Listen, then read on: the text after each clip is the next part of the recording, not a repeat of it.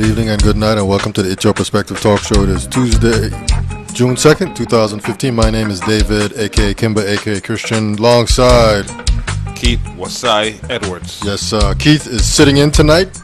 Russ Soup is on special assignment. He'll be back soon. Thanks for helping us out tonight, Welcome, man. Anyway, this is the It's Your Perspective Talk Show every Tuesday, Wednesday, Thursday, 8 p.m. until. We do have a telephone number to reach us, 340-201-9005. You can also text us on that number as well. Most importantly, though, you have to go to our website, streaming live from the vi.com. That's the website right there to go to reach us. You got to see the show. Go to that website, click on Watch Us Live, and guess what? They will see us live. We have email. Our email address is streamingливefromthevi@yahoo.com. If you're too shy to call or text, just send us an email. It'll pop up right here. We'll definitely get your comment or question on the show live.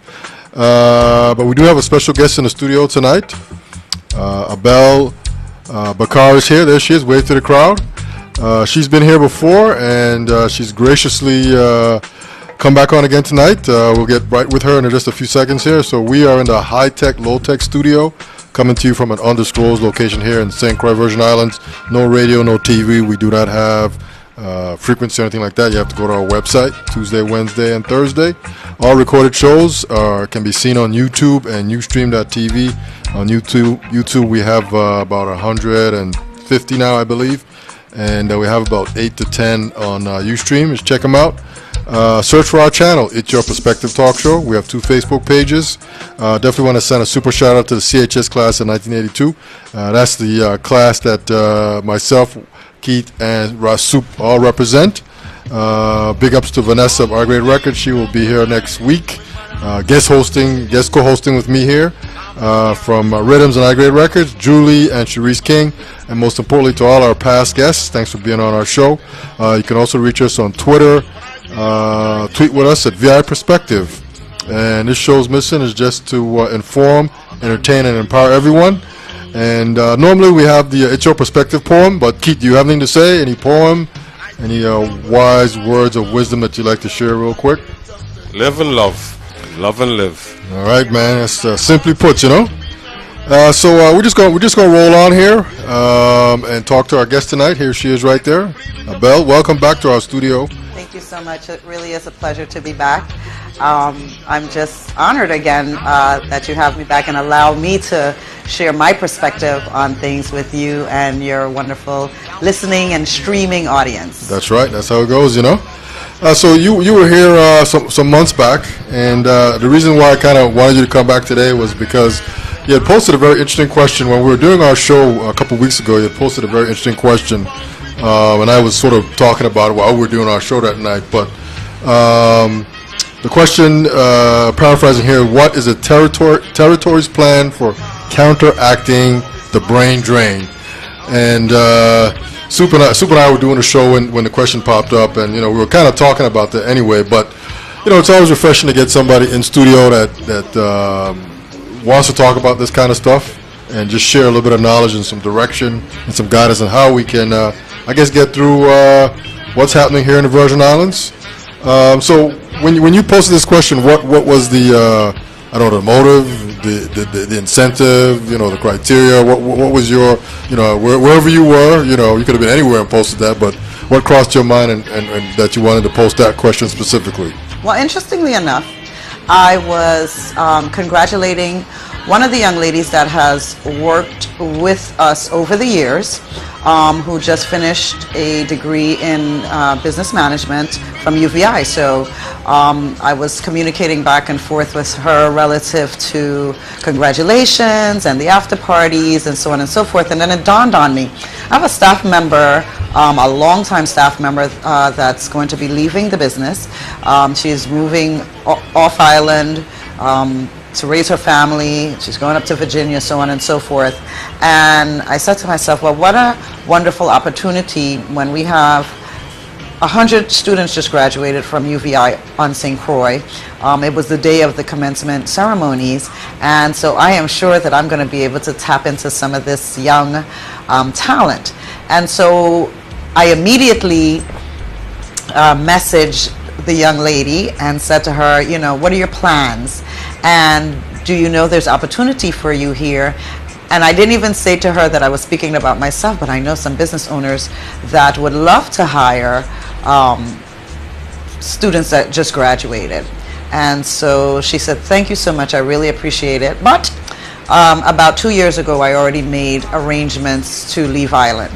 And I said, wow, you know, just like that. And I began having that conversation then with other graduates and other business owners, and come to the realization, there was a large group of nursing students who were also graduating, and their nursing professor spoke highly about them and said that was one of the strongest classes that she had worked with. But unfortunately, many of those students, again, stated that they would be leaving the territory. And so, in frustration, I said to myself, because this is a conversation I think that we have around every graduation time. The fact that many of our graduates, after they have benefited from good education at the University of the Virgin Islands, it doesn't necessarily translate to a job here in the territory. And as much as many of these young people would like to stay here, give back to their home, it is not economically conducive. We don't have a thriving private sector that can afford to pay them their educational value. When you think about what education costs, not just here in the territory, but in America, when students get out, they got to think about paying back student loans. They have to think about providing for themselves, so on and so forth. And what are we doing to harness our talent? It's very much needed. In order to grow my business, I need educated, strong, skilled business persons, or should I say, persons who have degrees in accounting, business management, so on and so forth. And so, of course, I do internships at my company. However, as a small business currently in the territory, I can't necessarily compete with some of the larger businesses that they can go off island and work for. Understandable. I mean, we don't, our situation when it comes to healthcare, the fact that we don't have a healthcare exchange, so I can't afford to offer even my full-time employees healthcare benefits as larger businesses or businesses stateside can do. And so we constantly have this conversation.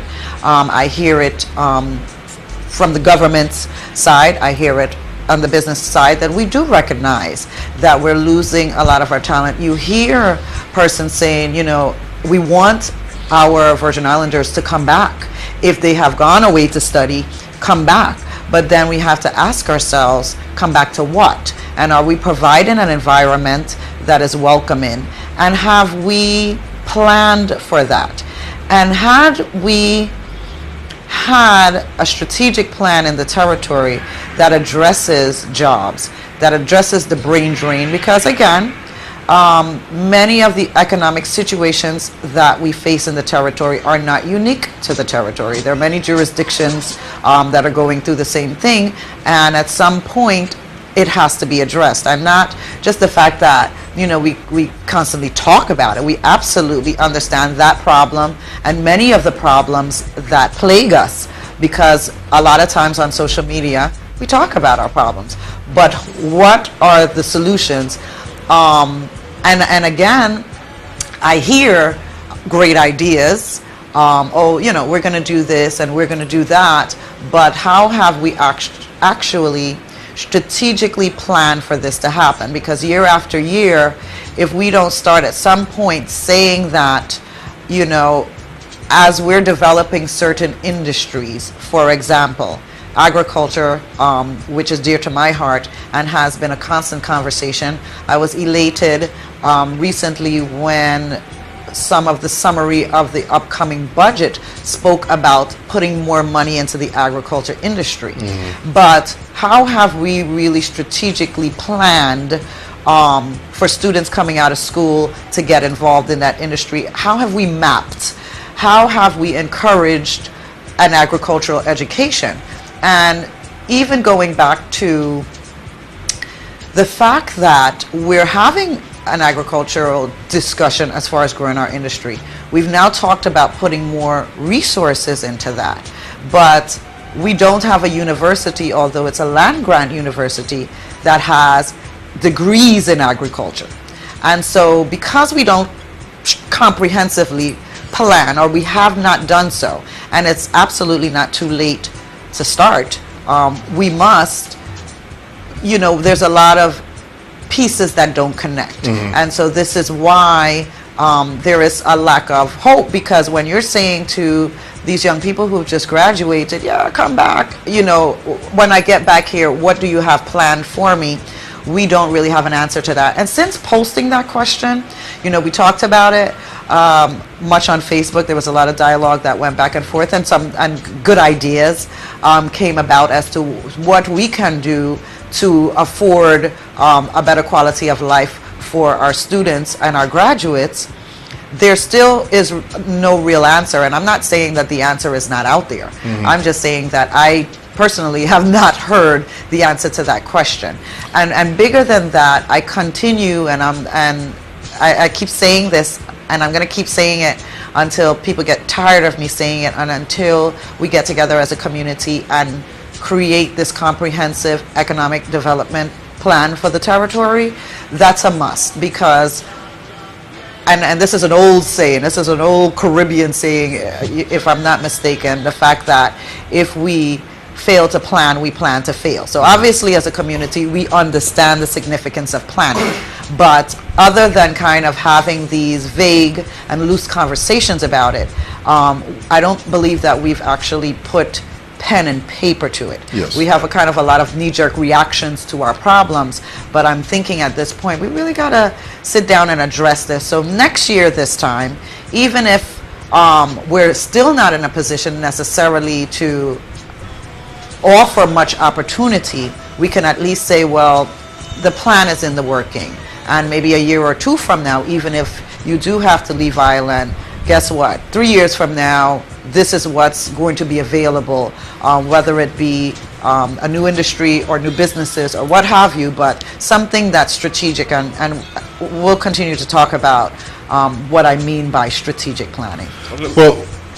Well, real quick, so someone says, is it brain drain or brain dead? So I just thought that was kind of a funny play on. Interesting, you know what I mean? You said brain dead. Funny play on words there. Yeah. But actually, people are commenting based on the post that I did about, the question. But go ahead, ask your question. Well, I wanted to ask you. On the island, we have this attitude, about economy being dismal. Is it the economy being dismal because we invest most of our time and most of our efforts into, most of the talk and ideas along the arena of jobs, or do you think it'll be, how do you think it would have been if it was more or less investing our time or our efforts into as much as into entrepreneurial? Do you think that entrepreneurial skills and avenue? Do you think the island would still have that dismal economic cloud over the island compared to the avenue we take in now, jobs, versus versus entrepreneurial, because we're not really putting anything into it. You know what I'm saying? So how do you think? How do you think the island would be if considering if we took a different avenue as far as investing into our youths, thinking about more creating some for themselves instead of more looking for somebody creating some for them? At this time, I think that it would have benefited us more if we had more of an entrepreneurial spirit, more of an entrepreneurial culture. Because when government, who's our largest job provider, saw the need to shrink, that created severe hardship and heartache, because persons weren't able to then, it's like, what am I going to do? I've been in a job, I've worked this job, I know this job, and this is pretty much the skills that I've developed. What am I going to do? I can't just turn around now and open up a store, or that transition period can happen, but it's not something that's comfortable. When Hovensa closed, that's a prime example. Dismal is not the word. I think depressed was the because feeling. Because of the closing? Because of the closure. Okay. It was as if the bottom dropped out, and we still have not recovered from that. We still currently have a very high unemployment rate here in the territory. Last week or so it was reported a little over 11%, and for most of us who look around, we've discussed the fact that it's probably more than that, but that's what's on the books. And that's because, again, we have not necessarily developed enough of an entrepreneurial spirit. And as you stated, this is something that should have been happening many, many years ago, because as the economy, the world economy has changed, it is definitely moved from industries and manufacturers where jobs were secure to needing to kind of create your own income and create your own wealth. And so as much as from what I've seen globally, there has been that shift, locally I don't think we have made that mental shift. And we will be simply because I don't think we necessarily have a choice. And guess what? Just for the fact that we're having this conversation, we're not gonna have a choice. Right? That we need to figure out how can I earn based on something that I've created. And again, that's not necessarily something that's easy, and not everybody is going to be an entrepreneur. But there are many persons out there that has that spirit that simply needs to be developed and encouraged.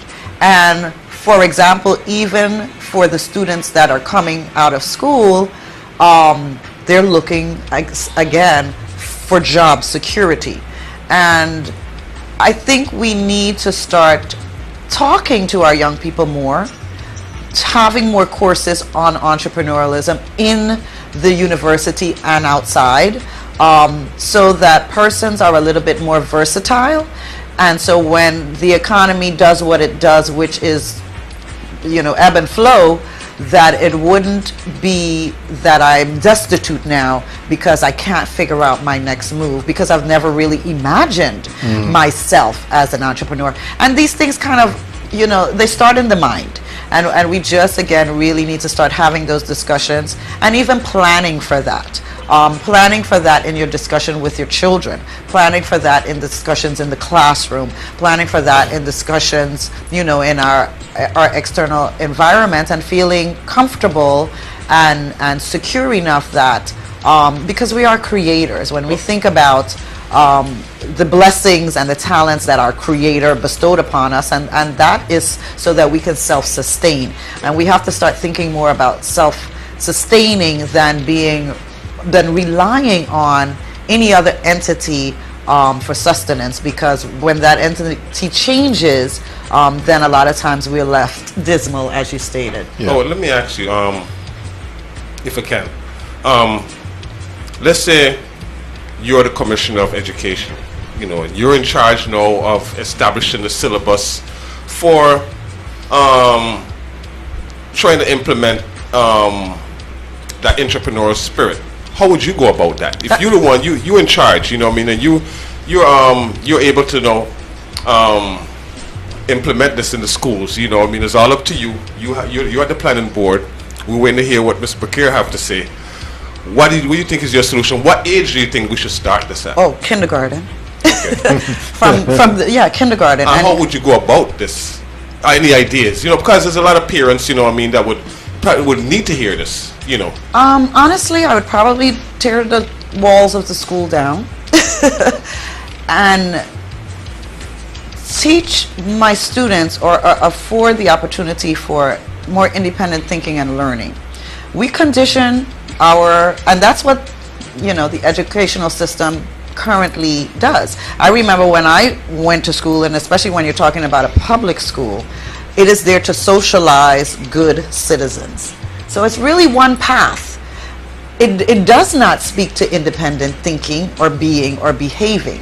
And so if I had the opportunity, And I'm sure this might go against the grain of what the public school education system is all about. I would definitely encourage more free thinking, more creativity. My students would not be limited to textbook knowledge by any means. The ability to travel and engage with other cultures and other communities, so that the education is not simply limited to the fact that I need this person to be a good citizen, whatever that is supposed to mean. And definitely entrepreneurialism is something that can be taught and encouraged from kindergarten. I recently went to a conference and they were talking about workforce development. This was the VI EPSCoR conference that was held last week. I was a part of that. And something that was very interesting from one of the presenters they were talking about the STEM program. And again, mapping students' talents to their future goals in a very strategic way. And it not being limited to just your basic, math and history and so on and so forth, but allowing what I conceived as learning through play. When I was a preschool teacher, that was, and this was a private school, and so they had a kind of a Montessori style. And a lot of it was learning through hands-on experience. And it was interesting hearing this at the university level in allowing students to actually experience life versus reading about it in a book, and how that opens up the mind and opens up creativity. Because we need inventors.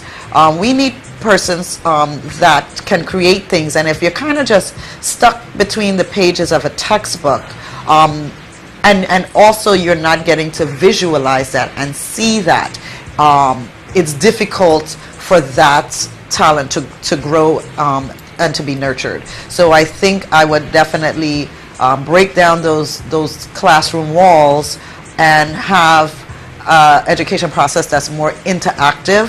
Have these students actually, I have an intern that works with us, and it's a real pleasure engaging with this young man, and I plan on doing this over and over again because he's a really smart kid, knowledgeable, good basic skills, but very underexposed. And he's saying that, I want to be a business person, but when you ask him what does that mean and why, he really can't put those two dots together. And so now, by being able to be in a business atmosphere, working with other entrepreneurs, he's kind of seeing where his strengths are, where his weaknesses are, and then he can make an educated decision whether can I really own a business on my own? Do I have the skills and talents that are needed to do so? Or, something else, but at least being able to flush that thought out in a realistic way. And when we talk about planning has to be smart. And when I say smart, I don't just mean that as intelligent smart, but there's a formula when it comes to strategic planning, and one that it needs to be strategic. All right, hold on a second, but we have a call coming in here. Sure. If I can not screw this up here. Hello, this is the talk show. Can I help you? Yes, I am. What I ask, sir? Well, good night, Mr. Campbell Carter. How are you doing?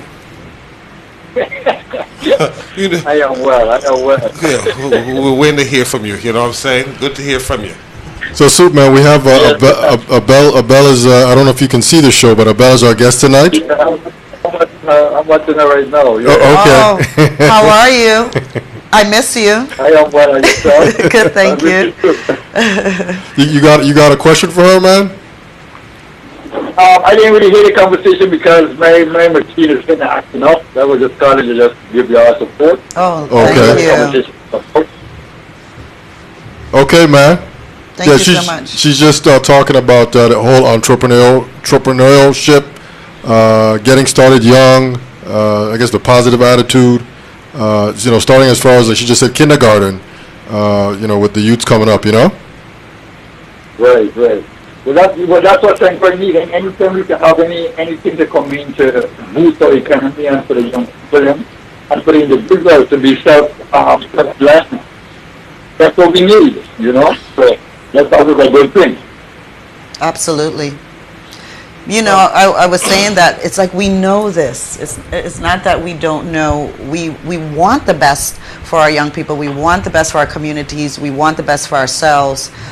We just have to figure out what it's going to take for us to actually accomplish that. Because we definitely want to move from what can be considered a dismal lifestyle, a dismal quality of life. And I have to say, that's not for everyone, in the sense that I'm happy and free. But that's because I'm an entrepreneur. And so I know that I'm comfortable in the fact that my life is really controlled by my own efforts. I could totally understand how it can be disturbing when your life is contingent on somebody else's efforts. It's even to a certain extent scary, and I believe that's where the dismalness comes in. And so again, that's why we kind of, you know, really need to instill and help our young people to understand that they are the creators of their own destiny, and they are so powerful and able to create a wonderful destiny. And that's just a conversation that we need to continue having. Yeah. Well, let me ask. Yeah, I was going to say, someone here just posted, just a little while ago that, they're saying that the present governor is not doing enough. And I guess he only cares about his cabinet. I'm not specifically sure what they mean by that, but you think he's doing enough? I mean, he's been in office now 6-7 months. I mean, is he done enough? Is he doing enough?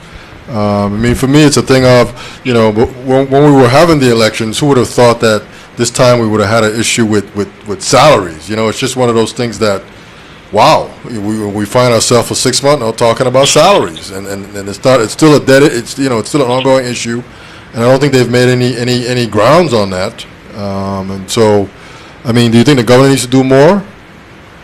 I don't believe in being totally reliant, in the sense, I think we put a lot of emphasis on our government, our governor, and whatever move he makes affects our lives so drastically. That's another story. However, that story ties in. What I don't, from what I'm seeing, I question his plan. Because during campaign season, I could tell you this, he ran a winning campaign. So there was a lot of planning, there was a lot of research. It wasn't happenstance. I will give the MAP administration that. They studied this community, they got an understanding of the people, their wants, their needs, the way they communicate, the way they understand communication, and they built a winning campaign around that. I don't think they did that, or it has not been evident to me that they've done that relative to the operations of the government. Because once they got in, as much as, we talked about platforms and we talked about plans, did they actually strategically plan for the upcoming? And why I say possibly not is because there seems to be many hiccups. There seems to be many attempts and failures and having to go back to the table just in a very short period of time. I felt that the transition could have been much more smooth had a strategic plan for operating the government actually happened. And when in strategic planning, one has to look at the strengths, the weaknesses, the opportunities, the threats, the finances, the resources. And prime example, and I use this because it's just so glaring, was the 1,000 jobs. When I heard that, and I publicly, there's another YouTube video about my perspective on the 1,000 jobs, I knew that was going to be difficult. Economically, number one, because I didn't feel as though, obviously they don't really have a good understanding of the economic situation, the lack of finances that's happening with the government operations at this time. There was to be some adjustments relative to overtime and moving of the overtime and filling positions.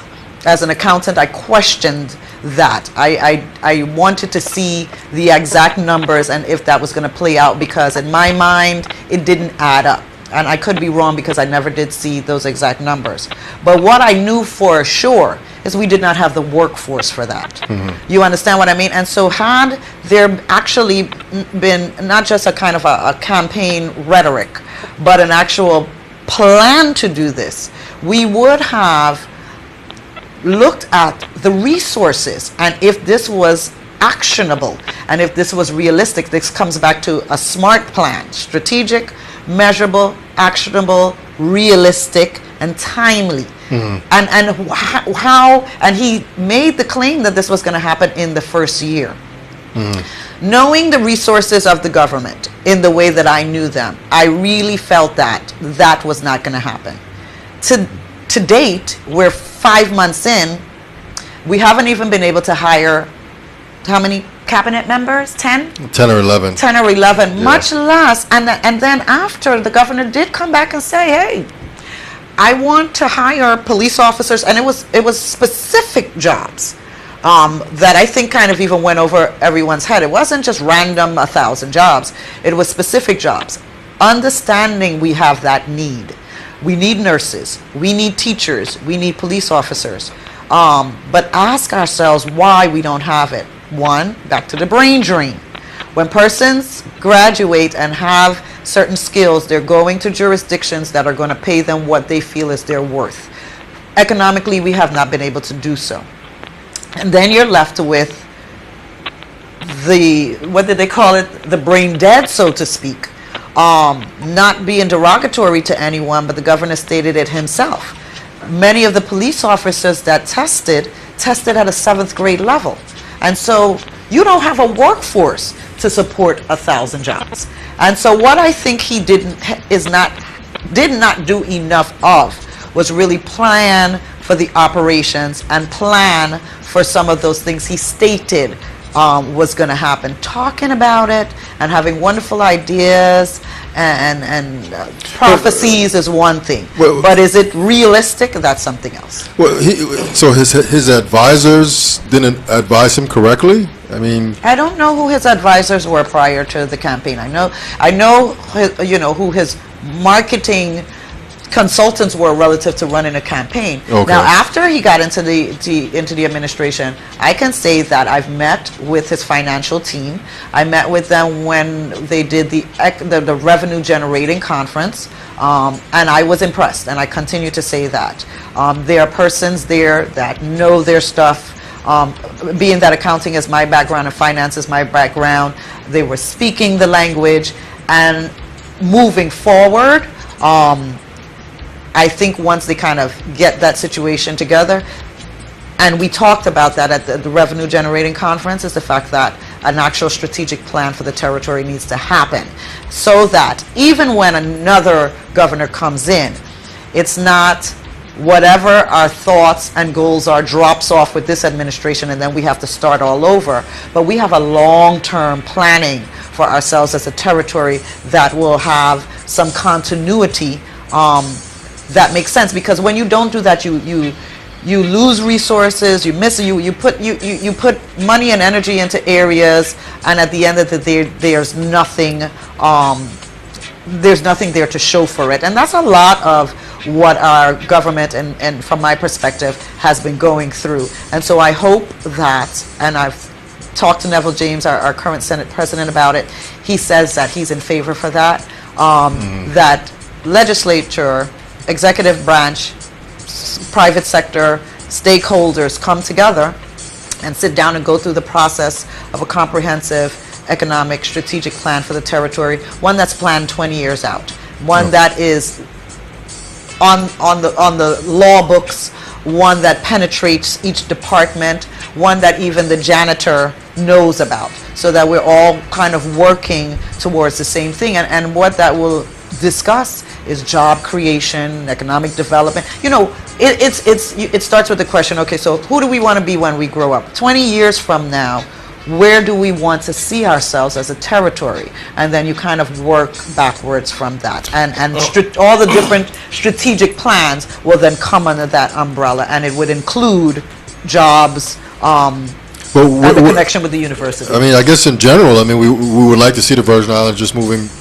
being prosperous, jobs. But I mean, the question is, how do we get there? I mean, there's year 1 through 19 that we have to deal with.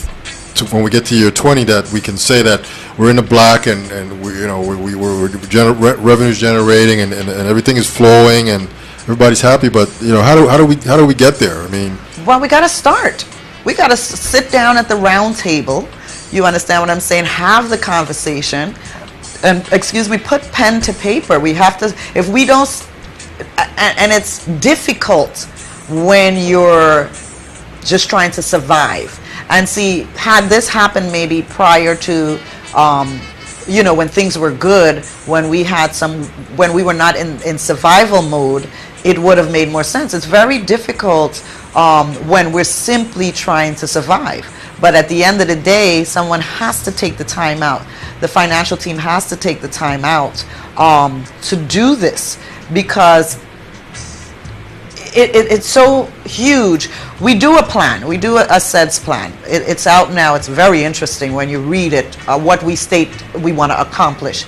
We do this specifically to meet a mandate from National Economic Development Authority. And we do this because National Economic Development Authority will only fund projects and businesses and initiatives that come from that plan. And so we do that for that purpose, but we need to do that overall, because federal government is not going to invest into a place with no plan. Investors are not going to invest into a place with no plan, no vision of where we're going to be. So for our own survival, so to speak, we need to do this, but also in order to attract economic development, we need to do this. So at some point, we got to move from I'm just trying to eat to I really, really need to sit down and map out the future for my future generations. So if I understand correctly, they don't have a plan, or No. the plan? Okay, so We don't have what is known as a comprehensive economic development plan for the territory of the Virgin Islands. Back in Farrelly's who is we? administration, Who the is we? territory of We? the Virgin Islands does not have that. Other jurisdictions have that. But let me actually know. Is there a political solution to this situation? Absolutely. As far, okay. If there's a political solution, do we have the political figures in place right now to bring about the solution? Well, like I said, our Honorable Senate President, I had a brief, because I've been talking about this plan. Every conversation that comes up, every time we talk about our issues, problems, or concerns, I'm bringing it right back to the fact that we can talk in circles on and on and on and on. And it's my belief in life as an individual, if you don't have a plan, you're going to fail. In a business, if you don't have a plan, you're going to fail. In a community, if you don't have a plan, you're going to fail. So I'm always talking from that perspective. And one day, Senate President was on the radio with us, I believe, and he agreed. He said, this is something, once in office, I would like to pursue.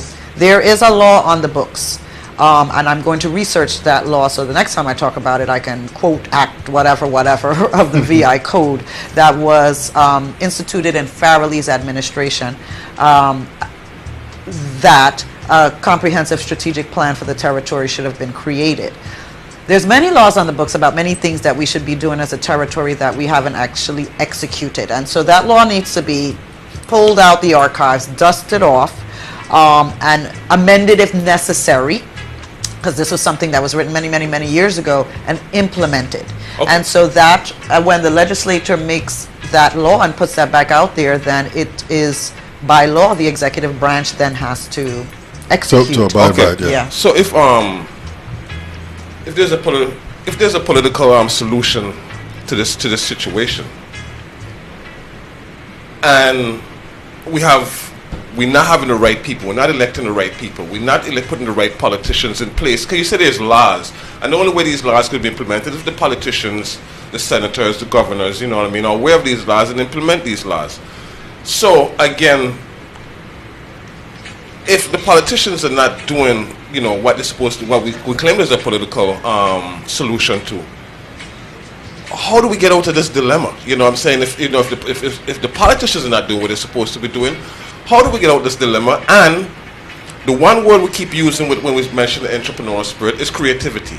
As a matter of fact, I was listening, I can't remember who it was, but it was in the news, and it was this lady in the States, and they was interviewing her. I think she was over the Labor Department, and her thing was at the end of her statement that in the 21st century, what we're going to need is creativity. Absolutely. And okay, we're not seeing it from our politicians. Our schools are not designed to implement that. How do we get there? How do we get out of this hamster wheel of constant complaining and pointing out problems? You know, I mean, thinking we know the solutions. How do we get to the path where we can actually be on the path to the solutions?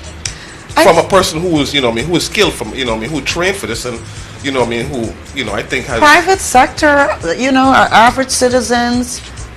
We need to continue having these kind of conversations. We need to educate each other. We need to get more informed. We need to get more involved. And we need to vote from not our stomachs, but our hearts. And that is a very difficult thing when you're in survival mode, because people are in political positions because it literally feeds a need. It's a job. When these positions originally were not created simply, you know, as a job, you know, a politician was supposed to be a public servant. And so in the time frame that persons are in their positions, they're really supposed to be thinking about the betterment of their community. And we shouldn't really have to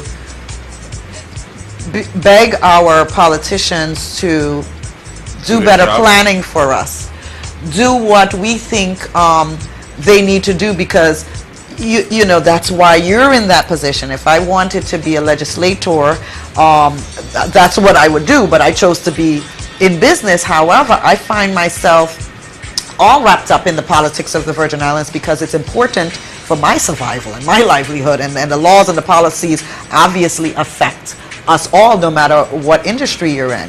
And so it's not just in the Virgin Islands. You know, but what government, how government started is just, it's changed, where I don't think, again, they're coming from their hearts anymore. They're coming from their stomachs. All right, hold on again. I think we have another call. It's Your Perspective Talk Show. Yes, it's me again. I'm calling back at the through. So I'm just calling to just listen to the conversation. Okay, okay. Any thoughts as you've been listening? Listening. My whole is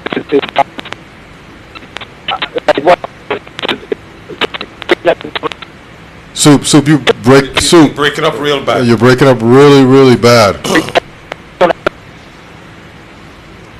Yeah, try calling back. You're breaking up really bad. I can't hear a word at all. So, if from what I'm gathering from this conversation, our educational department is not designed how it is right now to facilitate, to nurture creativity in our students. No, Okay, and our politicians actually, you know, they don't show that any kind of inkling of creativity. So now, how do we, you know, I mean, the people who need that, you know, I mean, what's your idea? How do we get there? You know what I'm saying? How do we get it into, you know, into the grassroots, so to speak, the you know, our community? You know what I mean? How do you think that we could start implementing that? Because when you talk about island life, this is where I brought island life. Back in the day, I'm 50 years old, so I could go way back, you know what I mean, probably to somebody, you know, 30, 40 years old. When you spoke about island life back in the day, entrepreneurial spirit was almost synonymous with the island life, because when you didn't have HES, you didn't have all these big jobs, so you had to go out from your garden, whatever skill, you know what I mean, whatever skill you had, you know what I mean, so that was more or less what, you know what I mean. So how do we get from that creativity, what we actually had, to where we know we don't, look like we're craving for it? How, It's interesting you said that, because we have this conversation a lot. Like, where's the gap? What happened? Because we are a people that struggled. We were revolutionists. We created so much. We fed ourselves. We were so independent. And then something happened. To a certain extent, the island life became Americanized. You've got social welfare, you've got social education, you've got social everything. And so nothing like socialism, in a sense, to kill entrepreneurialism. Right. You understand what I mean? We have a large percentage of our population reliant on the government for some service. Let me just kick it right there. So we're hearing a lot of, in the political landscape, especially in the states, that somehow President Obama is implementing socialism. But from what you just said, it seems like we're already on that path way before. Absolutely. All right, so absolutely. Continue, please. And to a certain extent, his policies can lean. When you talk about healthcare reform, you can see why people say that it's a social system. However, it really answered a need, in the sense that we have so many sick people not being cared for, and the way that big business and big pharmaceuticals manipulate persons, and so that's where those policies came from. And so there has to be a balance. But when you have the majority of the population, reliant on the government, whether it's housing, food, schools, or whatever the case may be, you have a controlled population. And you have, and if you're feeding me, I am fearful that you can one day starve me. And so I'm going to do whatever it is that you tell me to do, because I am now reliant on you. And so that's what, from my perspective, that I've seen happen in the Virgin Islands. I think it came about, good intention. You got to take care of your people.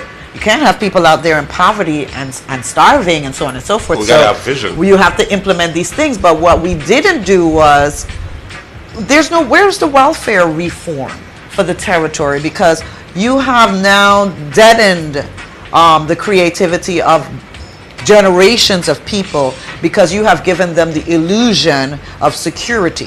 For example, you would think that what motivated many back in the day was poverty. I got to get out there and make food to eat food. And you're saying, well, when you look at our statistics, we have over 50% of our population living below the poverty lines. But why are they not motivated to create? But as much as statistically they're living over the poverty lines, they don't feel impoverished.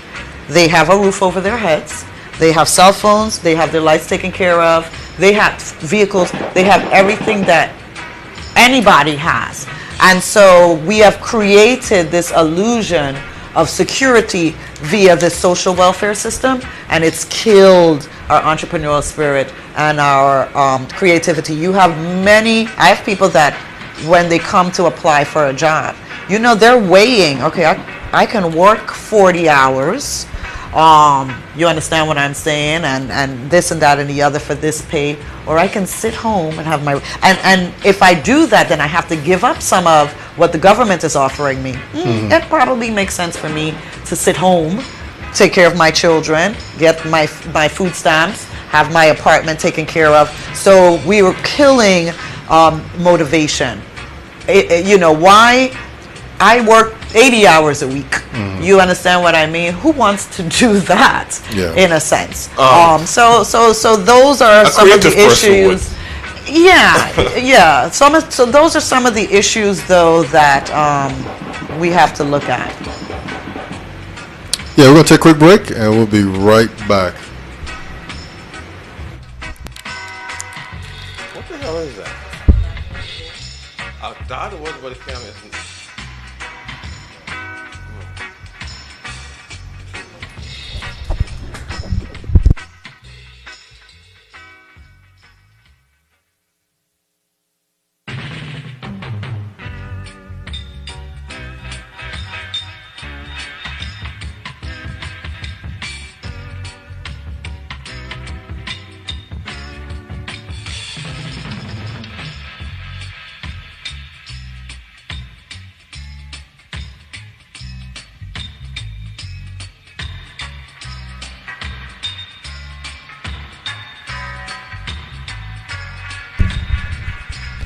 All right, we're back. This is the HL Perspective Talk Show. Just took a real quick break there. Our guest tonight is Abbelle Bakr. She's here. So as we continue on here, let me ask you. So one of the things that's going on now with the government is this whole thing of salaries. And as a business person, I mean, could you? I guess is it safe to say that hopefully, you know, if you would you find yourself maybe giving your staff a raise when you couldn't or you shouldn't? If you was in the governor's position, yeah, well, what would you have done?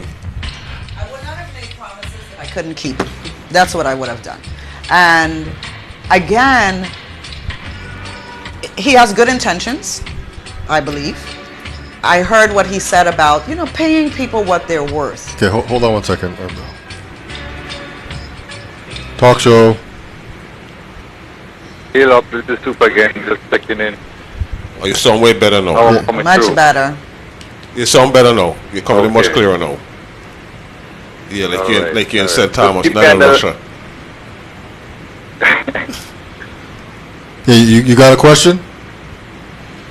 Well, what are we, people going to move on? No, you're gone again. You're gone again, Sue. You're gone again. Maybe you should text us the question if that's possible. Yeah, Sue. I think what he want to do, he want to stay on the air so he can stay in can tune on the listen. show. Okay. So he can listen on the show. Okay. Yeah. Okay. All right. Well, continuing on here, we're talking about salaries. Right. So back to that situation. I am a little disappointed in our politicians, and I know that this is common practice on the political campaign trail. I'm saddened that in the Virgin Islands that we do that. We shouldn't just go out there and say things to garner votes. I totally understand that you got to get in there in order to affect change. So campaigning, but campaigning has become so dishonest and indecent in my vantage point. And so then when you actually get in there, you owe Peter, you owe Paul, you've made promises, and it might not be in alignment with what you can actually do.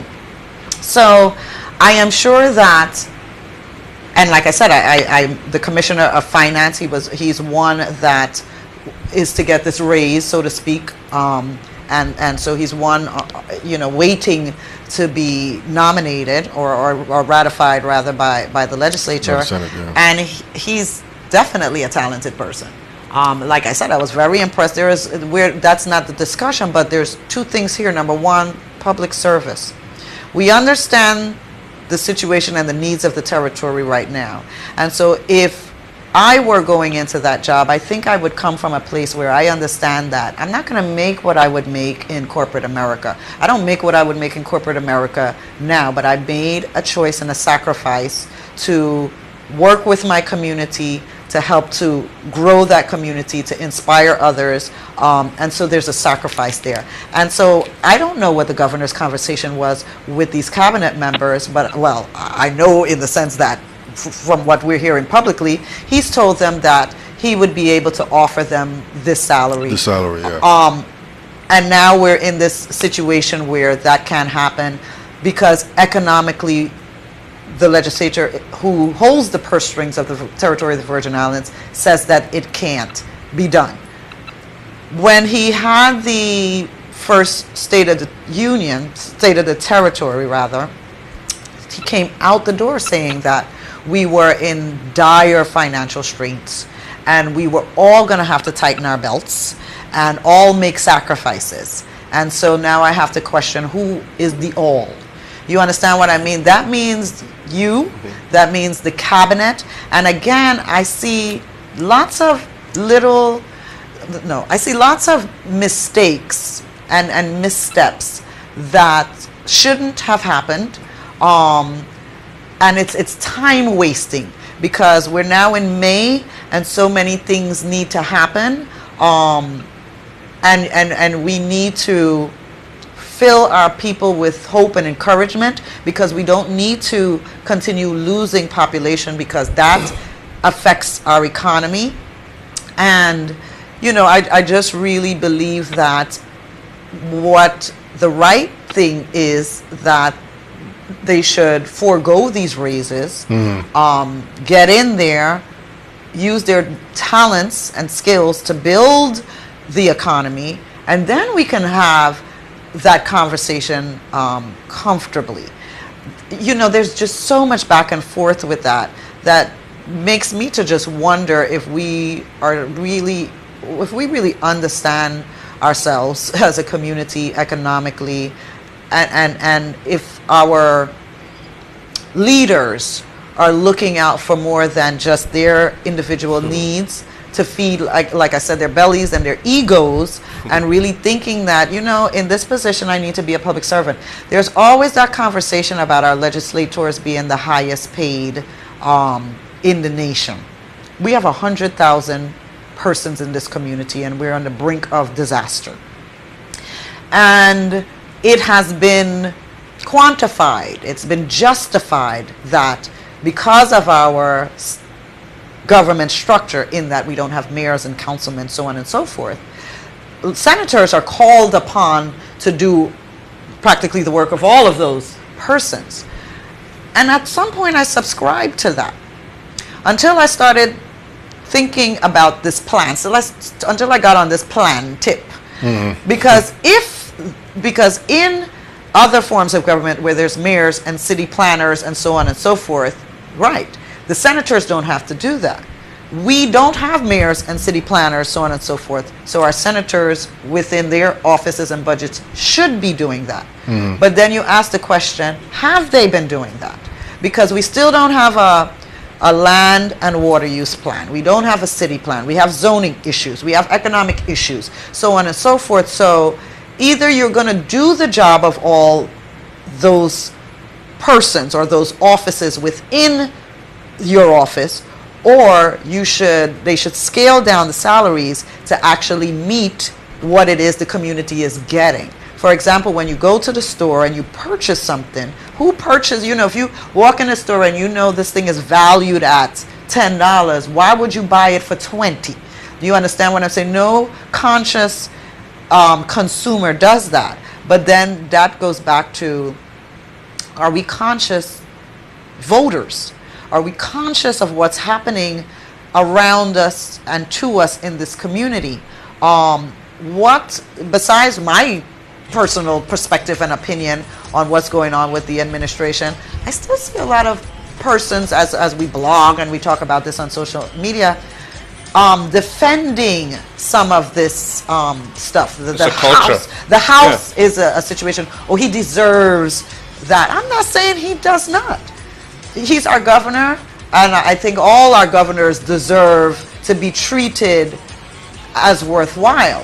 But when you come out and say we're on the brink of disaster and we all must tighten our belts, I think that one must move from the point of role modeling. And as you stated, how do we get our community to get more involved and more engaged and more knowledgeable? Persons in leadership positions have to show that. Each one teach one. But if you're not practicing fiscal responsibility, you're not practicing creativity, how then do you expect the people that are looking up to you to practice that? And so persons in leadership positions, and that's in your household, in your office, in your business, in your community, we have to start practicing the qualities that we want to see in our young people in the future. Okay, well, I'm tired of when we speak about a political solution, it seems like we're going to stick on the word dismal as far as I'm concerned. But, we need to get out of that. And we have, from my point of view, we have alternatives to that dismal, you know what I'm saying? We have taken, for example, you yourself, you know what I'm saying? You're a black lady out here that's I'm going to go as far as to say that, is successful in the community. The fact that, you're standing in your own, you're not out here looking for a job, you're creating your own, your own means, your own wealth, you know what I'm saying, and you're actually out here helping other people do that. What I'm trying to tie that in is to is, right, I don't know, if you'll agree with me that right now we're experiencing a black woman's revolution. It's not really being spoken about because it's black women. for the fact that right now we're seeing more black women in positions that, was unheard of. We have more black women right now in school, as a matter of fact, pursuing a higher education. Absolutely. We're seeing it all across the community. You know what I'm saying? Which is something, I don't think it's something that, I think it's something that, we should welcome. So, how do you, as a black lady out here, pursuing that road of success as being independent, how would you pass it on to other women out here that following you would like to get on that road? You know what I'm saying? That they could say, well, they're standing on their own 2 feet, they're standing on their own 2 feet, and they're on that road to independence. Role modeling. That's the best way that I just really try to think about. I have 2 daughters, and so from the point of having my children, 2 girl children, I realized that it was important, again, for me to carry myself in a way that I want to see them carry themselves in the future. It's difficult for black women. It's difficult for women. We continue to be second-class citizens in America and globally. According to how we are being referred to, but let's start. As far as what we're seeing for, we're accomplishing right now. You know what I mean? Well, and we are accomplishing, but to me, it's still on a very small scale. Mentally, we still don't look up to women as leadership. Thank you for the accolades that you gave me, but when you were saying that, I'm saying all that is true, but I'm not popular. You understand what I'm saying? You see that, and you're seeing a value in, what I have to offer to the community, but I don't know how many people see that. We still look at women as, I still get that. So can you cook? Can you build a house? How does a woman? You understand? I'm still defined by my femininity as not being necessarily a leader in my community. We still marginalize women. And in the Caribbean, there is still that struggle. For example, well, from a woman's point of view, go ahead, that's okay. When we had the opportunity to elect a female governor, I was blown away at the simple, me? I ain't electing no woman as no governor. You understand what I mean? Just that thought is still absurd to us. And why not? Because she's a woman. You understand what I mean? We still think of women as subservient, and so women, we need to hold ourselves up as queens. I always blog about the queen code, so on and so forth.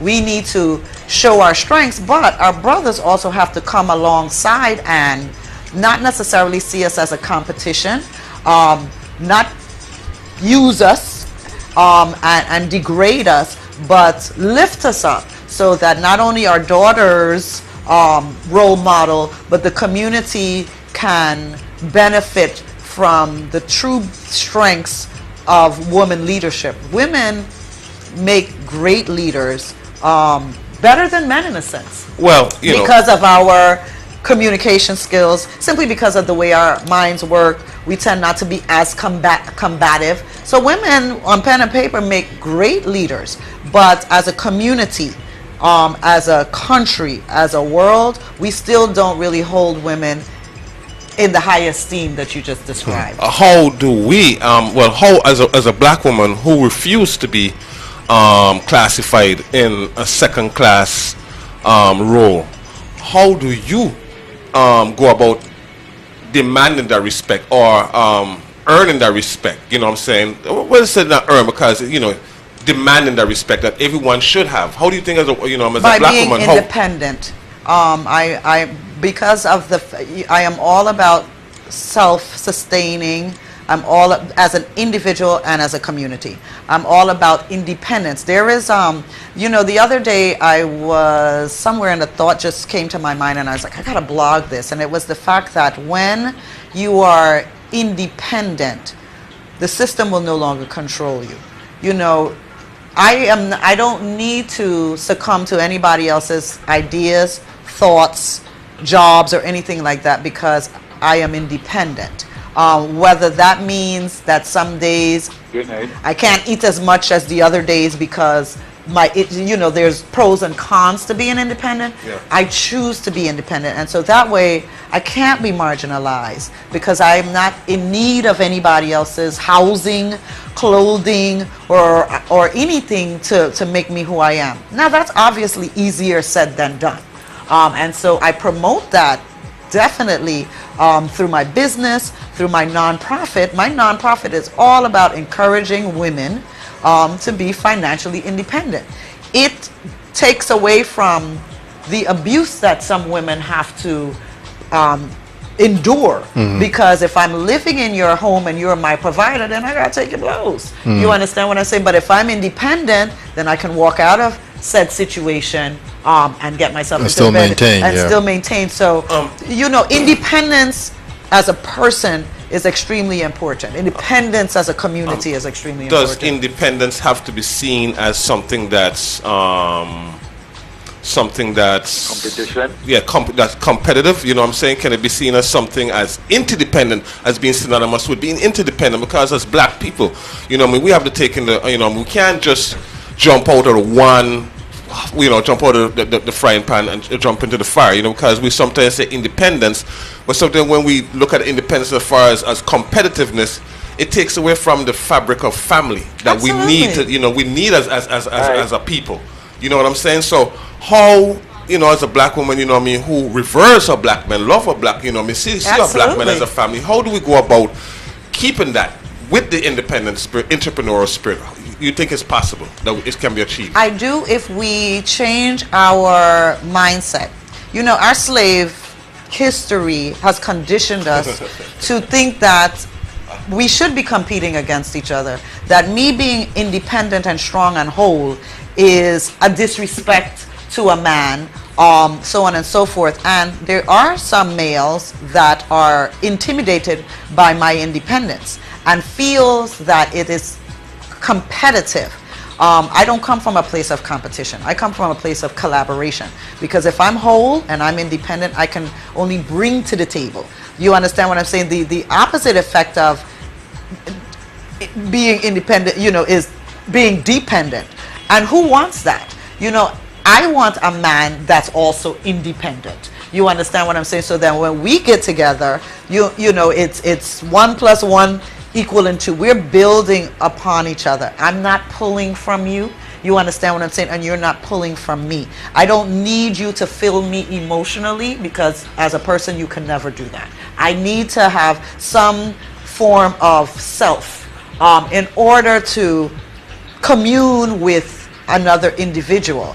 And so independence is a wonderful thing, and we sometimes kind of look at that as negative, and we even in many societies we frown upon that. Oh, don't do that. You understand what I'm saying? We going this way, we all got to go this way, and we promote this group mentality that we all have to think the same things and we all have to do the same things, and it creates a dependency on each other. I tend to think differently, and I think all spirits should be free and should be independent. And so again, that when we get and respect each other for that, you don't have to be like me. You understand? You need to be like you. You understand what I'm saying? So that you can add and we can complement each other. So when it comes to engaging with men, I'm saddened sometimes that some males look at me as the competition, because then the relationship is definitely going to go awry. And I wish that instead of that, look at your women, look at your men and their independence and their strengths as a benefit. But I'll tell you this, when one is insecure, that's when it is, somebody else's independence becomes a problem. Yeah. So so being secure, again, then we'll be able to deal with our independence. But for me, being an independent woman, I think, has fulfilled me personally throughout my years, and I do promote that again to my daughters and other young women that I mentor, so on and so forth. Soup, are you there? Yeah, I'm here. Yeah, go ahead, man. I guess if you could just get your question in real quick, because sometimes you get a little choppy. Yeah, man. I'm just listening to the conversation. I ain't really got no question. Just as what Abbelle was saying, as a team, this community now has to embrace There, he's gone again. He's gone again. Soup, you just disappeared again, man. But Abbelle, let me ask you real quick. As when I posted and I'm reading some of what the comments are here, and one of the things that people are talking about is is like the culture. And as long as we have the culture, the kind of the way it is, things may not get any better. And we can't change the culture. So are we not going to get any better? I mean, you know. I can't, you know, when you label, when you put, because we have a tendency of saying that, and I've heard this in the legislative floor, it's our culture. When we had the situation about physical discipline in the schools, it's our culture. And so when you put something on culture, you're absolutely right. It takes many generations to change cultural norms and cultural habits. And so I want us to be conscious of not culturizing our bad habits. You understand what I mean? Because that's not your culture. Yeah. That is bad practices or practices that we have just been doing. Become consistent. Right. And we have adopted. Yeah. But if you want to talk about who we are as African people, many of what I see, I do not take it as being a part of my culture. And what we need to do in a sense is start changing our having more educated conversations and opening up our minds and even understanding that of course we want to take pride in things that have benefited us and things that have brought us from where we were to where we are now. But I would not suggest holding on to the things that are not benefiting us. Why would you hold on to something negative and claim it as a cultural norm? Well, no, that you segue right into a question I want to ask you because, well, cultural norm, and then you mentioned our African culture. No, it seems like why we can't see our women as in the role that our black women are asserting themselves or preparing themselves and asserting themselves in is because we can't go past the slave. I hate, that's my pet peeve, that word slave and slave culture. Because to me, we adopted a perspective, like you said, we adopted a perspective that it doesn't serve us well. You know what I'm saying? It doesn't serve us, period. And because we can't go far, it seems like we can't go past that slave culture, you know what I mean? So we see our women in submissive, subservient positions. And when we go past that, you know what I mean, we study African culture, we see our women in positions of leadership, positions of, you know what I mean, of administration, you know what I mean? Not just, you know, token roles, but, you know, it's all across African history. Absolutely. So how, as a person in your in your position that, you know what I mean, have to deal with, you know, you're across the board. I'm not saying you're just dealing with black folks alone, but in the island we have to deal, you know, a lot of them is black folks, and it will probably help your business more if you have more black folks thinking in that creative view. So how do you think that we could get our men to start seeing our women beyond that subservient role? And how can we get our women to stop stealing themselves and start portraying themselves out of that role, you know what I mean, a better, you know what I mean, in a role that obviously, like I said, in the African culture, women were not only just baby producers and raisers. Our women were administrators, queens, you know what I'm saying, that even took, you know what I mean, leadership roles when they were, you know, they were no meant to fill the role. So how would you think we could get back, you know, we have to re-educate our community. I've lived in, and not all black communities have that same perspective, and at this point I find the submissive characteristic of a woman, a black woman, I found that more when I came back to the Caribbean. I don't totally fully understand why. And I am starting to study, my first degree is in psychology and education, and so I am starting to study Caribbean history more because I need to understand the community in which I live. When I always say this, when I first came to the Virgin Islands to visit, I said, this is Black utopia. Where I live in New Jersey and where I was educated, there's racism is still very much alive in America. My mayor was not Black. My governor was not Black. I don't think Jersey's ever had a Black governor. You understand what I mean? Your leadership was not Black. The police were not Black. And so that's what I knew. So when I came here, I said, wow, the governor Black, everybody Black. This has to be heaven. Yeah. Until I lived here and realized that we're still persecuting ourselves for whatever reason and persecuting each other. And so what has happened, I know, in my education on the mainland, it was kind of like a re-education, and it was deliberate. I remember going to classes. I remember studying African American psychology. I remember going to rallies where that we as young people, in a sense, were reconditioned. I remember having conversations about being an African. I don't really hear that a lot here. Matter of fact, I've seen people say, I'm not African, don't call me that. That we don't even assume, because the history and the slave trade has been so painful, some of us don't even want to acknowledge where we come from. And so we're not tapping into that richness of what is our true culture. We think our culture is some of this, what I'm going to consider nonsense that we see around us. That's not your culture. Mm. But we are not making a conscious effort to educate our young people to know where they actually came from,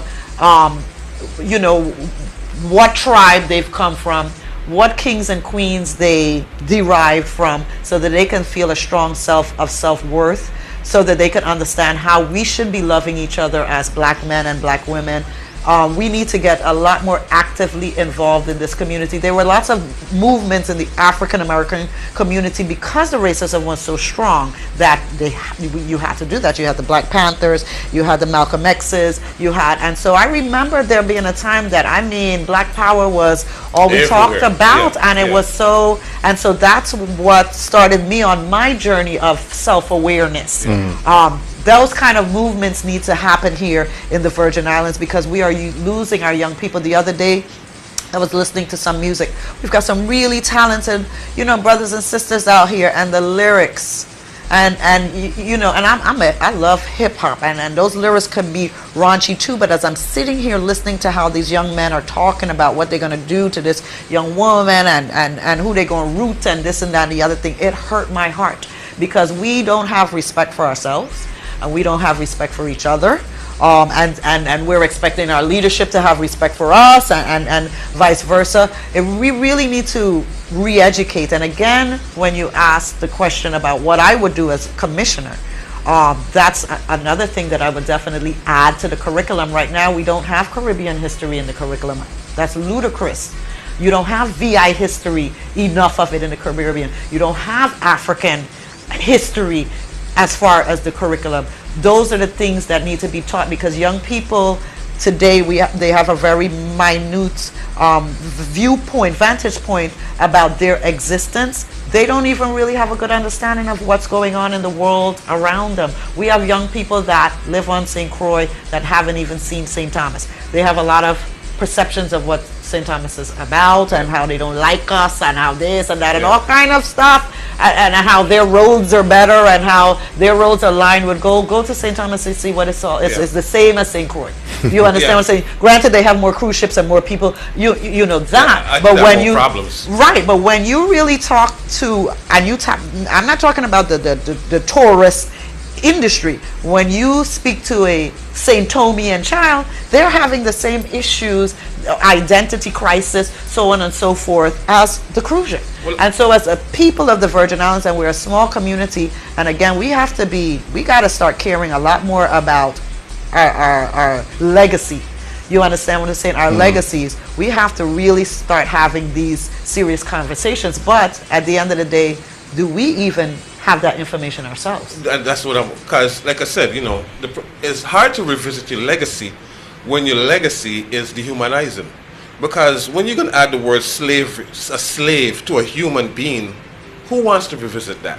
But guess what? We're slaves now. Yeah, there is more slavery now than there has ever been in the history. Well, and sometimes you have to face your pain in order to move forward. Nobody likes to hear that I am associated with, but there is no human being. I don't, if you're Jewish, you're white, you're Indian, we all have a history of abuse. So you know, that's what I'm questioning.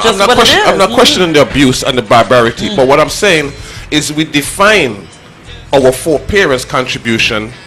Well, our foreparents' contribution is, how I should say, is shrouded by the barbarity that our foreparents had to go through, and what we contributed is null and void. When you talk about slavery, all we think about is being hung, lynched, the barbarity, the inhuman treatment. But what was our foreparents accomplishing despite the barbarity? Absolutely. Despite, I think that's what's being lost in the conversation of being a slave. Because who wants to be associated with being a slave? Because what can a slave aspire to? That's a dehumanizing experience. So, like I said, we have to revisit it and reframe it intellectually, educatively through our perspective, because the perspective that is being fed to us is dehumanizing and is wrong, yeah. And is what we're acting out to this day. And it's not holistic.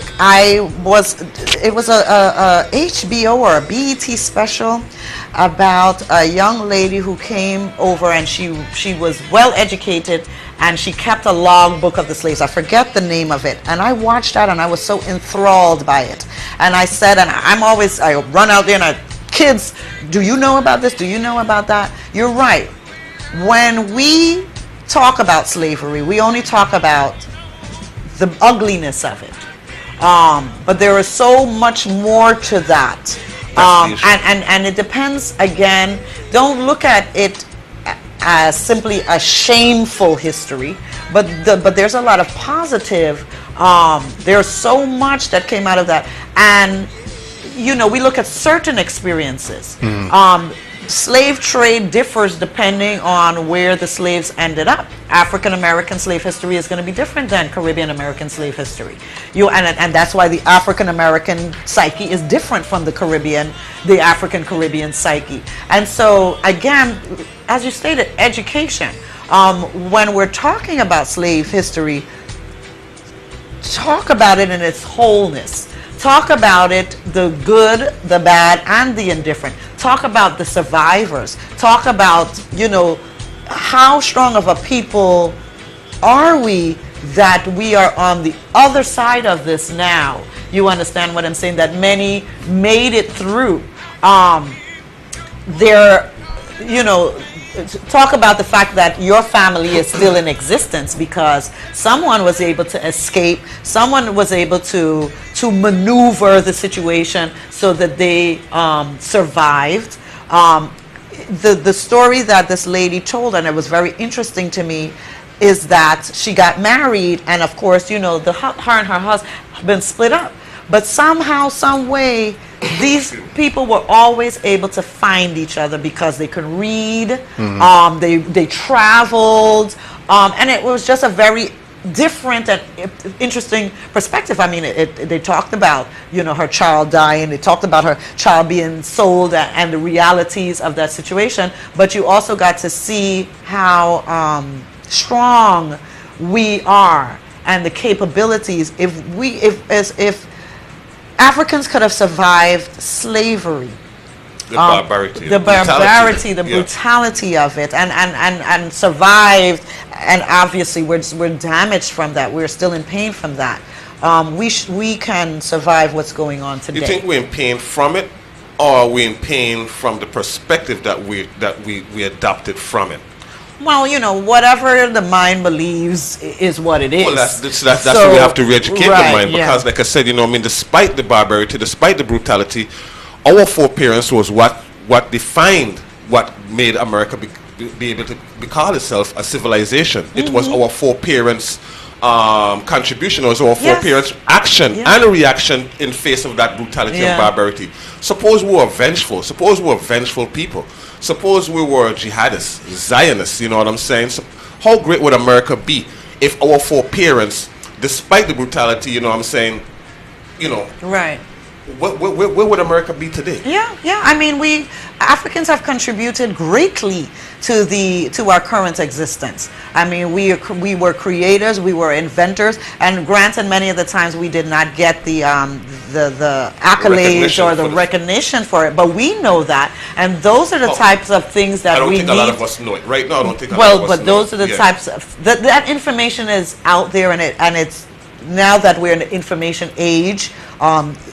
You know, there's so much research and so on and so forth that can be done. The truth is more so coming to light. I'm not saying all the truths are out there, but this is a time. I mean, as parents, do we sit down and talk to our children about this? I always remember one day making a comment to my daughter, and imagine this is even the way that we're conditioned, that's the association, and I regretted the commentary, but then it opened up conversation.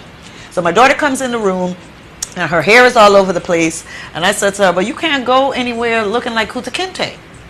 And of course, you know, crazy hair, nappy hair, that was the way that I was socialized to describe it, not very positive. But what was more interesting, my daughter was like, well, who's Kuta Kinte? And it made me stop. I said, wait a minute. You understand what this was my youngest daughter at the time. I said, so you've never read Roots, you've never seen the movie. And I realized, I said, okay, I'm slipping as a parent. So then I called my eldest daughter and said to her, please tell me, you know who, you know. And she said to me, I don't know, wasn't he a slave? But again, how much time are we really spending with our children, telling them the stories? Remember, my grandmother always told me stories. And we still to this day recollect those stories. Our foreparents were storytellers, and that's how information was passed on. Today we allow media and TV to teach our children, and we have to, if we want our children to prosper, be successful, and become the kings and the queens that they can be, that they are, we need to educate them. We need to be telling them the story and not allowing that textbook with its one-sided view to educate our children. All right, so we have to take that responsibility upon ourselves. So you agree with me that it's hard to correlate someone saying you are kings and queens, but then you are slaves. You know, I mean, it's a very hard correlation, you know, to come from a king and a queen to becoming a slave.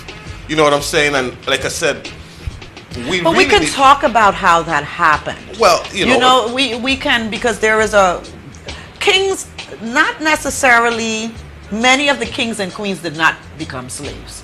Well, you understand what I mean? Well, because they were in a position where they were not necessarily captured, so on and so forth, but their offspring walking through, you understand what I mean? So on and so forth. So we need to understand and educate ourselves on how many of us got here. And many of us got here. Who they brought here. And we came in many different circumstances. And some slave ships were worse than others. Some situations were worse than others. Some plantations were worse than others. So, you know, we need to educate ourselves about the entire history and not be afraid to delve into it, and so that we can have a good and open discussion with our youth. Well, whenever we delve into it, we always delve into it in the barbaric nature. And somehow what's being lost, like I said, is what's really happening is we're excusing the barbarian we're excusing the barbarian for his behavior, and we are the victims are now shackled to a victim's mentality. Because it seems like today all we're sitting here waiting for is for the white man, you know, so to speak, to say sorry for slavery. We're waiting for him to tell us that we were kings and queens. We're waiting for him to say, you know what I mean, well, you know, hey, rightfully this is what y'all built. When we don't really need that. You know what I'm saying? What we need is to revisit, like I said, and to be bold enough to look at history, through our own eyes, not through what was told to us, because what was told to us makes no sense educationally, intellectually, or common sense. Right. Because if you're going to be, this is only my view, and I'm only, probably hoping through the waves and through, contact with the whole world, that, we could elicit a discussion or even a different point of view. Because it doesn't make sense when you sit back and you look at it. And when you look at it, it seems like some people are going to say you're making excuses. Not really to try to make an excuse, is the fact that we need to take our people out of the pit that we're in. And we need to take our people out of the pit we're in because of the misperception we have of our foreparents. Our foreparents were not slaves. They didn't view themselves as slaves. They view, if we look at it, they actually felt sorry for the so-called slave masters, because suppose we reacted like him. Yeah. So the fact is, we didn't react like him shows that we had a civil nature and discourse about ourselves. So we were actually here, looking at building and helping someone who needed help more than, And that's an interesting way of looking at it. Two things you said. We're waiting for someone to tell us sorry. Forgiveness is not for the perpetrator. Forgiveness is for yourself. So, whether that is whomever that may be, in your personal relationships, in anything. And so you need to let go of that for your own ability to move on. And so persons who are still stuck on and waiting for that may die in that same place and not been able to live beyond that pain. Forgiveness is for you. It is not. So we have to forgive the slave master, not because we're excusing them, but because we need to do that in order to move on, in order to prosper. We need to educate ourselves on the reality of our existence. We know that we've been miseducated. We know that we've been groomed and controlled mentally, physically, and everything else. Okay, we know that now. And so for us, for the persons that have come to that awareness, again, each one teach one. Then you talk to your brother or sister and try to assist them in their journey to let go of past pains, past hurts, because waiting for someone to say sorry, who's to say that they feel as though they did anything wrong? You understand what I mean? You feel as though you've been wrong, but they may not feel as though they've been wronged. And I think as a community, it would help if we move past that. We need to empower ourselves and empower ourselves with knowledge. Really have a good understanding of where we come from and how this came about. And you raised a very good point that spiritually, the Africans were in a better place than the whites that brought us here in that brutal fashion and degradation and so on and so forth. And that was part of the ability to survive, an ability to come out on the other side. And so we need to tap into that spiritual strength that we were created with, that we have as a part of our actual culture, so that we can move from that position of anger.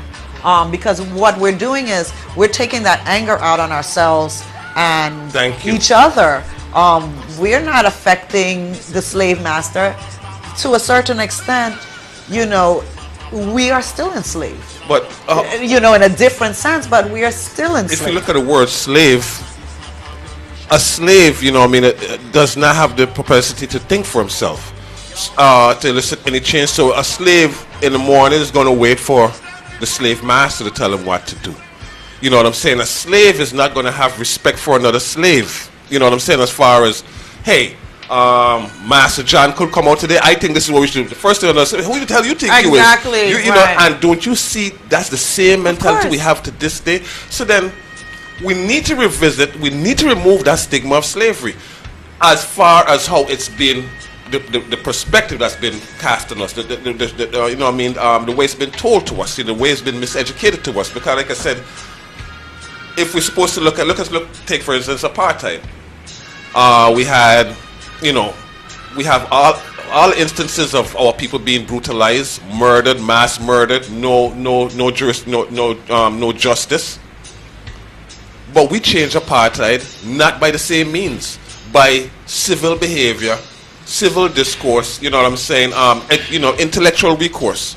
You know what I'm saying? So why is it that we can't see our foreparents accomplishing the same thing? You know what I'm saying? Then, of what we already did, what we did then. Why can't we see that? Our foreparents setting that precedent. You know what I'm saying? And I think when we can see that is when we're gonna change the fabric of how we interact with each other. When it comes to other kinds of human circumstances where they were brutalized, so on and so forth, slavery did something, and it was a conditioning of the mind. It's difficult to change that, and that's how slavery, in a sense, was different from the persecution of the Jews, so on and so forth. That was more you get on this bus and you die. Yeah. There's 200 years and then some of a conditioning of a people, so that number one, they took from us what we knew. They reinstituted a God. They gave us a new God. You understand what I mean? They told us how we should feel about ourselves. Matter of fact, they told us that slavery was actually a good thing. You understand what I mean? Subservience is a good thing. And so you have a people that have been conditioned, and we, without even knowing it, have passed that conditioning even on to our children. And so and that's what you see in our community very much. We still have, I call it plantation mentality, in the sense of the way we treat each other. You talked about that competition.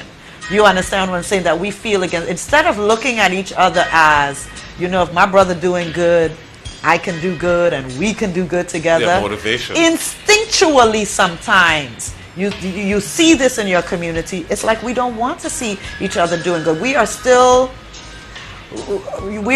working for the master's approval, even though the master is no longer there. But that is how strong the conditioning was, and the masters had to do that because of the strong people that they brought here.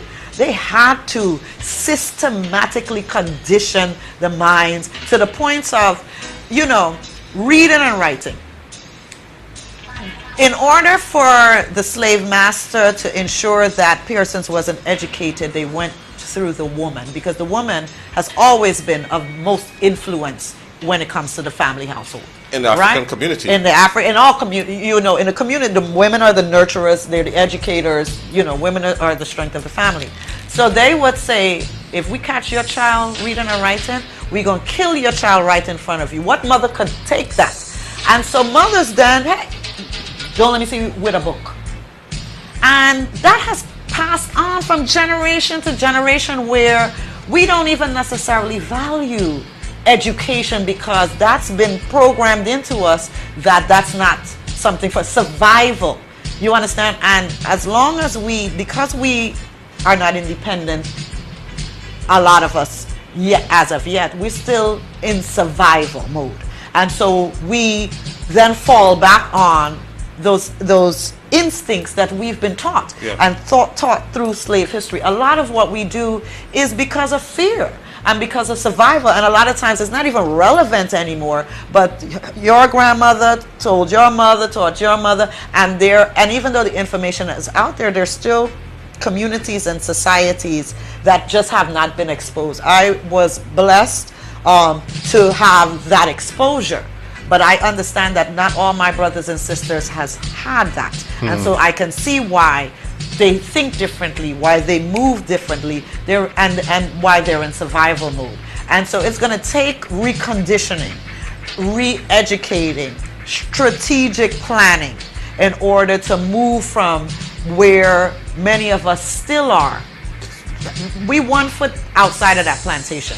When you look at the way our communities operate, and I even asked that question, differently than America, where I grew up, at what point did we come off the plantation here in the Virgin Islands? Because you still see us operating in that same mode. You still hear us talking in that same mode. When I first came here and I heard a young man talking about breeding a woman, I've never heard that in my life. Only animals breed. And I learned, that, and this is so crucial, and now I get it, that on the plantation, you were rewarded for breeding. You give me 10 children that I can use on my plantation, and I set you free. And so the families weren't created, but that concept of just spreading my seed all over the place and getting a reward for it was how my mind is conditioned. And to a certain extent, we still reward our communities for having a lot of children. Now it's called the welfare system. You understand what I mean? So that's exactly what it's needs called. to happen, and we have to be compassionate to our brothers and sisters that are still enslaved. How do you go about breaking a welfare mentality in the black community? Not to say it doesn't exist in the white community. That I don't like to make comparisons to the white community. Right. I don't like to do that. You know what I'm saying? They can deal with their That's, stuff. Exactly. Not to say they're not humans or anything, but we have issues that we have to deal with. But how do we go about breaking that welfare mentality within the black community without coming across as being an enemy towards the black community? Interesting question. Carefully. Because, very interesting answer. You have to really, let me tell you something when it comes to leadership. You have to love a community in order to lead a community. We've got lots of people in leadership roles that really don't have that love for the community. And so sometimes, and we can all fall into that. We can say something with good intention or have good intention, but because we don't really have a true love or understanding or compassion for that person and where they are, because sometimes I get angry with my brothers and sisters because it's like, man, come on. However, I have to sit back and say, again, I got to come from a place of love so that that's what they feel when I am trying to give them what I think is nourishment to help them move from one situation to another. Our leadership needs to recognize and understand how the welfare system has affected this community. In other jurisdictions, it has happened. They've pulled the plug. You understand what I'm saying? It's called a little bit of tough love, but at the end of the day, you realize that this is to benefit this person in the long run. Why have we not addressed welfare reform from a legislative level? You understand what I'm saying? Do we not see the issue? Was it implemented from a legislative position? Absolutely, because guess what? I can't change the system unless I am working in a position to change the system. You understand what I'm saying? I can advocate, we can have these discussions, but logistically I don't make the laws and I can't change the laws. But you have people coming from the same community, people who tell me, I grew up in Shabbat, I grew up in these same housing projects that are in leadership positions right now. Are they conscious enough to say to themselves, okay, it's time for me to assist my people out of this welfare state of mind? Or am I saying to myself, well, that's 70% of the voting bloc, and if I keep them fed, they're going to vote me in next year. Yeah, I'll still be in office. You understand what I mean? So we have to be mindful that when we look at our leadership and we look to vote in our leadership, do these people really have love for their community? Because if I loved you, I am not going to allow you to continue in some of these negative behaviors, even if it might benefit me personally. I'm going to, even if you might not like me after we have this conversation, but because I love you, I'm going to have that conversation with you. I'm going to say to you, sister, okay, enough of the children, enough of the baby making. I see you, better than that. And I sometimes have those conversations. And initially, my sister looks at me like, okay, so who are you? Don't come at me with your Yankee this and your book knowledge that. But I'm not coming at you because I'm ego tripping. I'm coming at you because I see and I want better for you. And so in doing so, then, regardless of, she might not talk to me tomorrow, but it needed to be said. But she may think about it, and it may assist her in changing her life. So I put a lot of emphasis on persons in leadership positions, especially in a community like this, where we are in the position to lead each other, which is unlike, in other places where we still got somebody else guiding our path. We need to be a little bit more conscious in our policy making and in our planning. Again, we have to say to ourselves, where do I see my people years from now? And what can I do today to put them on that path to that? I hear you talk a lot about strategic planning. What strategic plan would you have for a mother that's on welfare and determines that I no longer want to be on it? You know what I'm saying? I'd like to make a first step. What is the first, strategic plan towards the first step of freeing yourself from that welfare state? And it's interesting because I do family planning. I do planning with families, and I have actually worked. Well, let me stop putting welfare on women, because there's a lot of men on welfare too. Let's take that women on welfare. But I understand what you're saying. I worked in the Department of Health with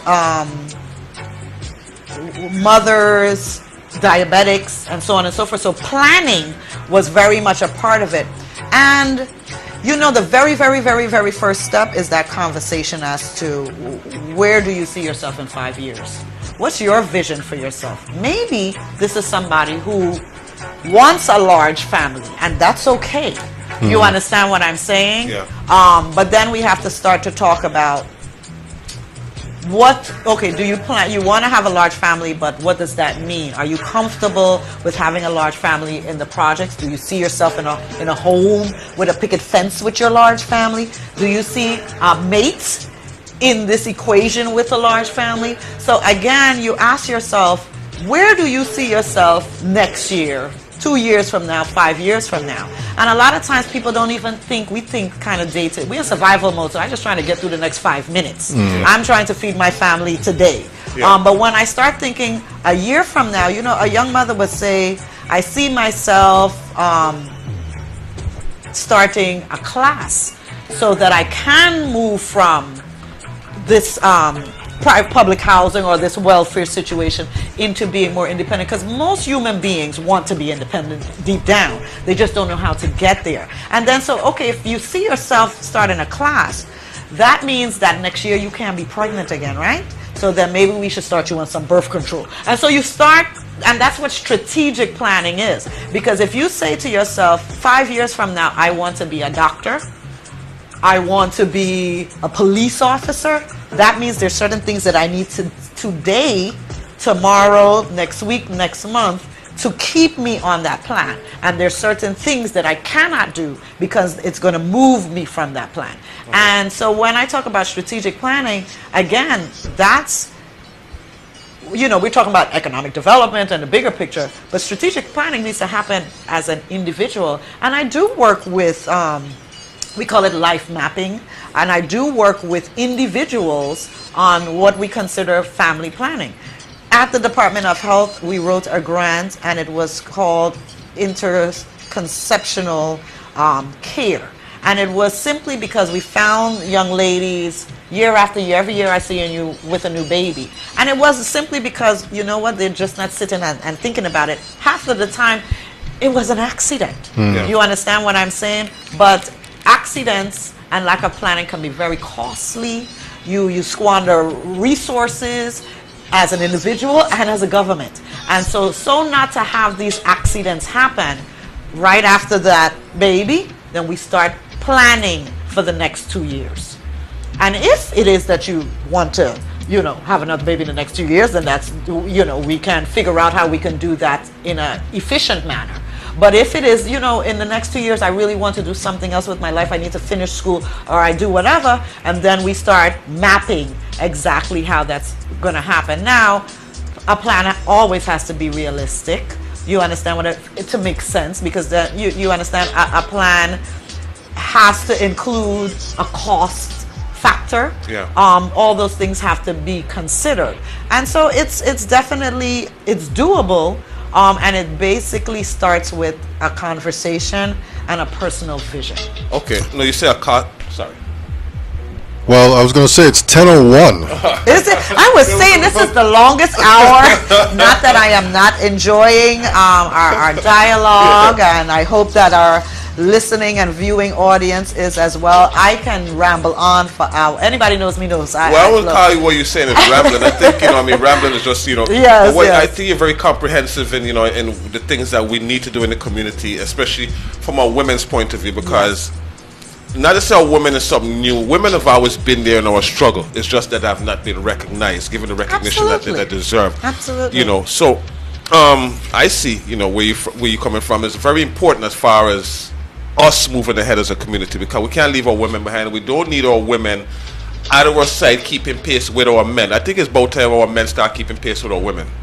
Yeah. You know what I'm saying, for what's going on. So I don't want to keep it going longer, but how would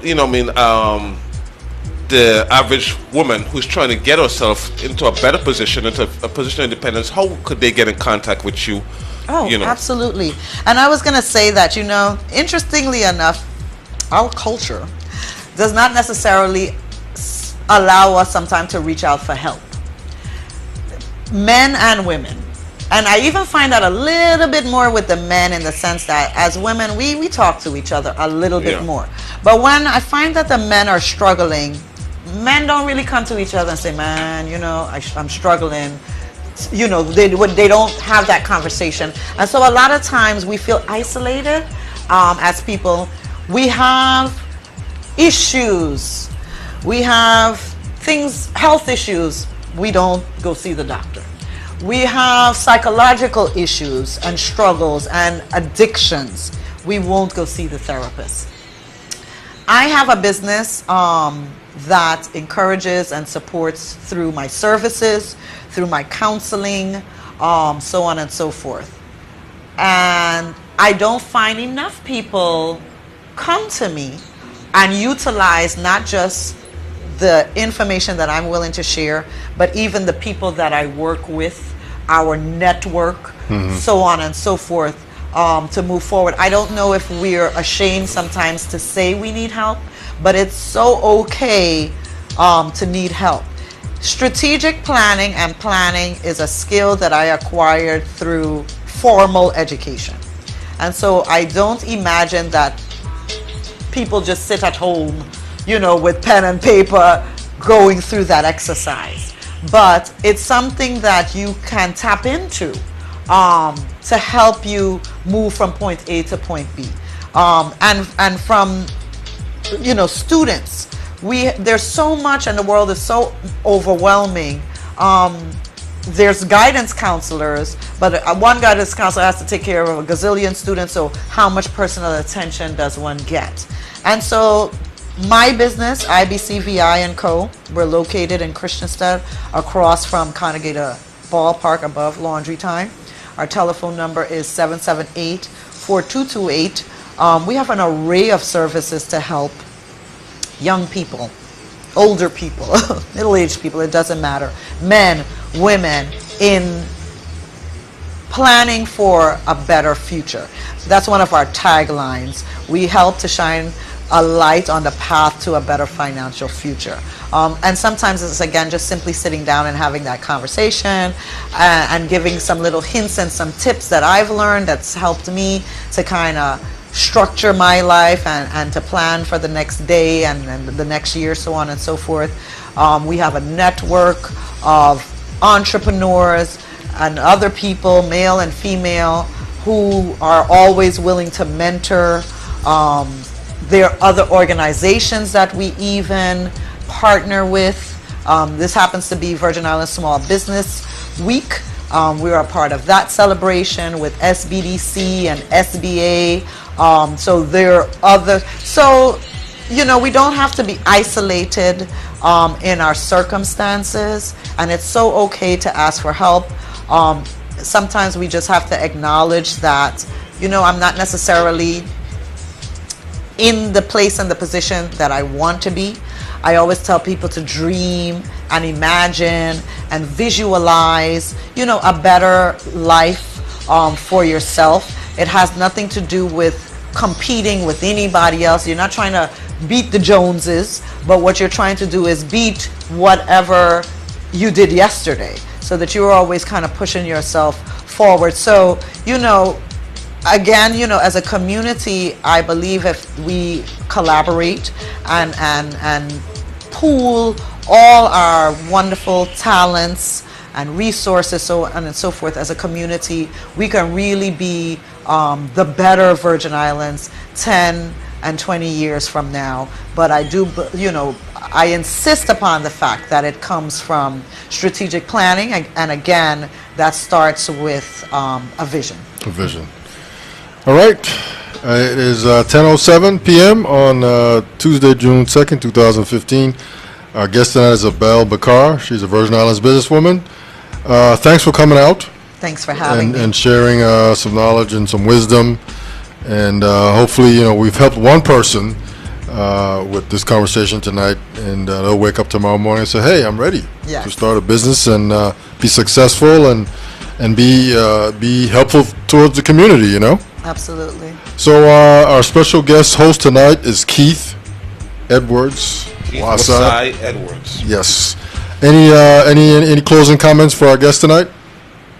Well, it's a pleasure talking to Miss Bakr. I'm saying it gives me a lot of how I should say enthusiasm, and as far as where our black women are headed, you know what I'm saying, and not only word enthusiasm but foresight, and optimism. Good. Yeah, for where we're going, and it's a pleasure, and maybe one day, I myself will come and avail myself of your services and set legs, Absolutely. Yeah, so I look forward to that. Hey, Soup, you still there? Yeah, man. Yeah. Well, any final words, man? That Bakr, thank you for your doing. You're welcome. And yeah. Yeah, I don't know what's going on with that call, Soup, man. But definitely link us up tomorrow. And I just want to say thank you. And I just want to say quickly, too, that this is the It's Your Perspective talk show every Tuesday, Wednesday, Thursday, 8 p.m. until. We have a telephone number, 340-201-9005. Most importantly is our website, streaming live from the vi.com. In order to see our live shows, you have to go to that website. And to see this show, probably after 12 noon tomorrow, you have to go to YouTube. The whole thing will be up there in its entirety. And on that note, we'd just like to say one perfect love is our praise and his blessings. When you put it all together, you get one perfect love. All right, we're out. Peace. Yes, sir. Oh, yeah.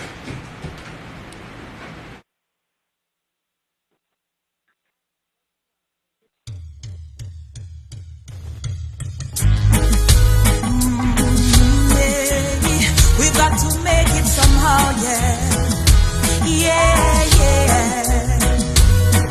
Can you hear me now? Is there hope out there? Something to be gained out there? More than pitfalls and snares, even more than the struggles and tears. In the test of time, love will last forever and ever and ever, and we'll cast our doubts aside and stand in love forever and ever and ever, and we will. Freedom is a must from the pain, from the plenty and just the money and the lies and government what them trust. We could never be the final stay the purpose. Go rise out of the dark, out the ash and the dust. Put her into the dying and the rape. Put her into the vile racism and the hate. Your justice system that a big mistake. So no wrong them when the people them retaliate and you condemn. Are we living in a dire straits and you're on them? Never do nothing for the headache and another problem. The media don't know that a fake show the worst things like that show what we create. But in the test of time, love will last forever and ever and ever, and we